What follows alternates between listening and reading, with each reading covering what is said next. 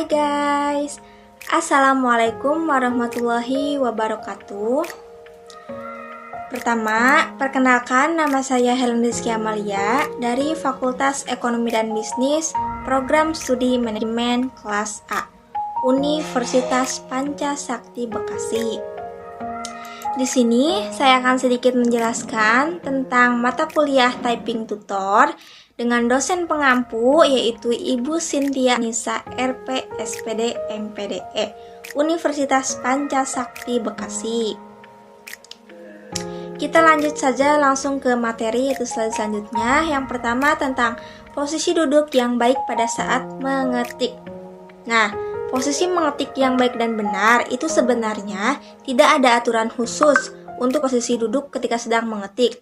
Namun biasanya jika sikap duduk kita salah atau asal-asalan dalam bekerja dalam komputer itu akan menimbulkan rasa sakit, pegal-pegal pada pinggang, punggung, lutut, dan atau mata menjadi pedih dan buram karena terlalu dekat dengan monitor. Untuk itu, jangan sekali-kali mengabaikan posisi duduk yang baik dan benar, terlebih ketika kita sedang bekerja di depan layar komputer. Karena posisi duduk yang baik memiliki pengaruh yang cukup besar untuk kesehatan pinggang, punggung, organ tubuh lainnya. Oleh karena itu, demi menjaga kesehatan agar tetap fit, meskipun berlama-lama kerja di depan komputer, hendaknya perhatikan beberapa tips tubuh saat ngetik yang baik dan benar. Nah, berikut tips-tipsnya. Yang pertama yaitu posisi duduk yang baik saat mengetik. Nah, posisi duduk yang baik saat mengetik yang pertama yaitu posisi pada horizontal, sejajar dengan lantai. Nah, yang kedua yaitu posisi telapak kaki menapak ke tanah. Bila tidak, berarti posisi duduk Anda terlalu tinggi. Nah, yang ketiga yaitu bantalan kursi itu harus menopang punggung bagian bawah sehingga punggung tetap tegak. Yang keempat, rubah posisi duduk secara berkala dalam bekerja, karena duduk dalam posisi yang tetap dalam jangka waktu yang lama bisa menyebabkan ketidaknyamanan. Kemudian yang kelima yaitu punggung santai tapi tidak membungkuk. Dan yang terakhir, kepala tidak membungkuk atau terlalu condong ke depan. Itulah posisi duduk yang baik pada saat mengetik. Nah, teman-teman, kita lanjut ke slide selanjutnya yaitu posisi meja. Posisi meja juga penting ya teman-teman. Nah, yang pertama yaitu letakkan keyboard pada posisi yang membuat lengan terasa rileks. Nah, yang kedua, posisi siku dengan meja itu membentuk sudut 90 derajat. Yang ketiga, pergelangan tangan pada posisi netral, lurus dan nyaman ketika mengetik ya. Kemudian, saat mengetik, pergelangan tangan berada pada posisi yang tetap. Namun, bisa meninjau tombol keyboard dengan jari.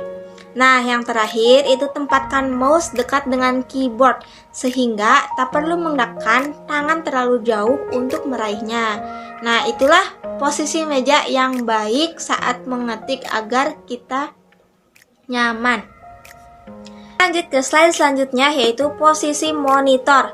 Nah, posisi monitor juga sangat penting ya teman-teman agar kita nyaman saat bekerja dan tidak pegel-pegel. Nah, yang pertama yaitu pastikan layar monitor dalam kondisi bersih sehingga tak ada noda yang menghalangi pandangan mata.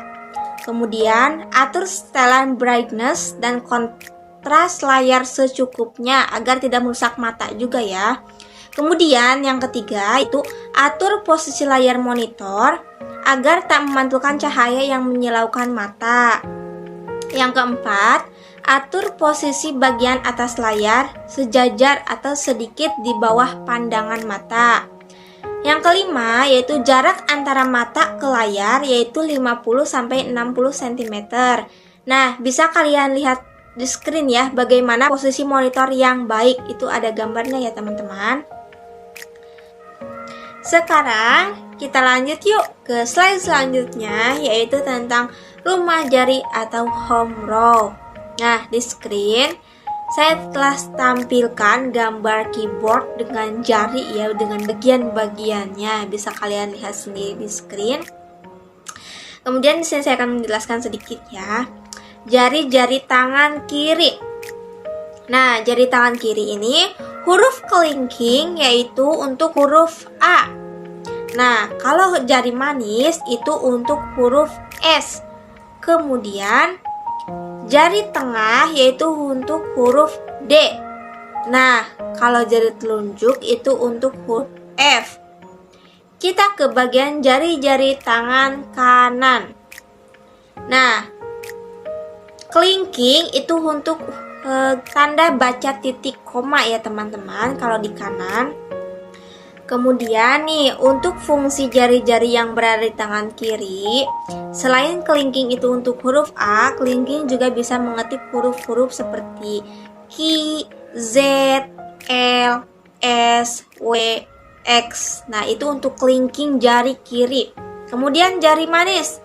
Nah, selain untuk huruf tersebut, jari manis juga bisa untuk mengetik huruf angka 2. Kemudian jari tengah. Jari tengah bisa mengetik huruf-huruf D, E, C, dan angka 3. Kemudian untuk telunjuk nih. Telunjuk yaitu mengetik huruf-huruf seperti F, R, V, angka 4, G, T, B, dan angka 5. Kemudian nih, fungsi jari-jari yang berada di tangan kanan, selain yang saya sebutkan tadi, ada fungsi lainnya teman-teman. Nah, yang dari kelingking itu bisa mengetik huruf-huruf seperti titik koma tadi yang saya sebutkan, kemudian huruf V, garis miring, dan strip. Nah, untuk jari manisnya yaitu mengetik huruf L, O, titik gak bisa, kemudian angka 0 juga bisa, kemudian huruf K. Nah, untuk jari tengah yaitu untuk mengetik huruf I dan angka 9. Nah, untuk jari telunjuk yaitu untuk mengetik huruf J, U, M, H, Y, N, dan angka 7.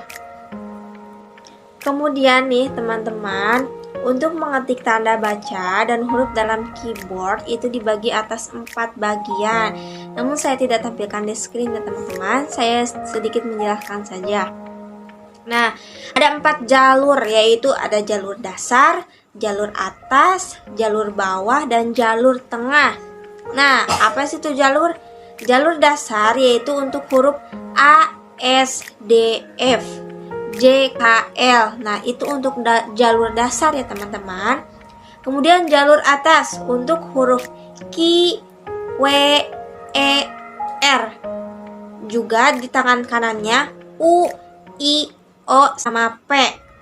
Nah, kalau jalur bawah itu untuk tangan kiri yaitu Z, K, C, huruf V. Kemudian untuk tangan kanannya M, yaitu hurufnya bisa huruf T sama Y. Itulah tanda baca dan huruf dalam keyboard dibagi menjadi 4 jalur ya.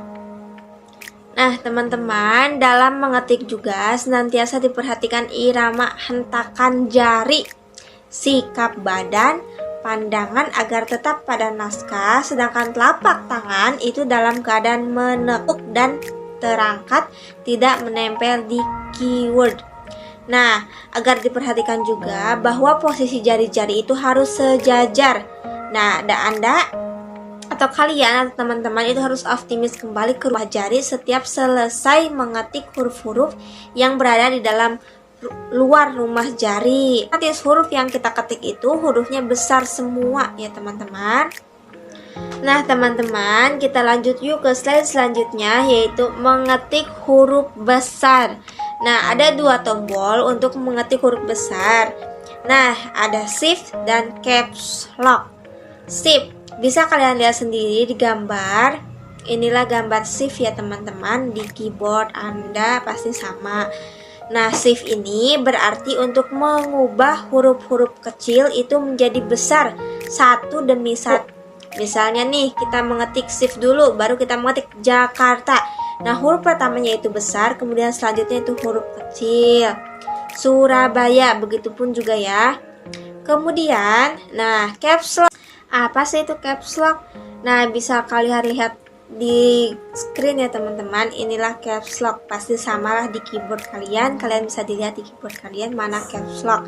Nah, caps lock ini berarti untuk mengubah semua huruf kecil itu menjadi huruf besar semuanya. Misalnya nih, kita mau mengetik PT ABC Jakarta Bandung misalnya.